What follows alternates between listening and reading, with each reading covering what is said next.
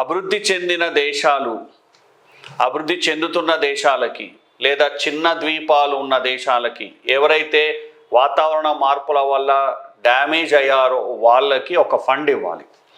ఎందుకు ఇలా ఇవ్వాలి అంటే ప్రస్తుత వాతావరణ మార్పులకు గల కారణం, గ్రీన్ హౌస్ వాయువులకు గల కారణం ముఖ్యంగా అభివృద్ధి చెందిన దేశాలు, ముఖ్యంగా యూరోపియన్ యూనియన్ కంట్రీస్. వీళ్ళే డబ్బులు ఇవ్వాలి. దీన్ని మనం క్లైమేట్ ఫైనాన్స్, గ్లోబల్ ఫండ్, రకరకాల పేర్లతో పిలుస్తున్నారు. ఆ మనీని అభివృద్ధి చెందుతున్న దేశాలకి లేదా డ్యామేజ్ అయినటువంటి దేశాలకి అంటే లీస్ట్ డెవలప్డ్ కంట్రీస్కి ఇవ్వాలి.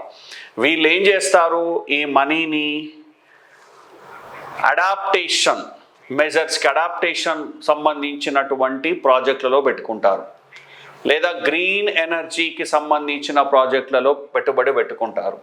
దీనివల్ల ఈ దేశాలలో అంటే డెవలపింగ్ కంట్రీస్లో, లీస్ట్ డెవలప్డ్ కంట్రీస్లో సస్టైనబుల్ డెవలప్మెంట్ పాసిబుల్ అవుతుంది.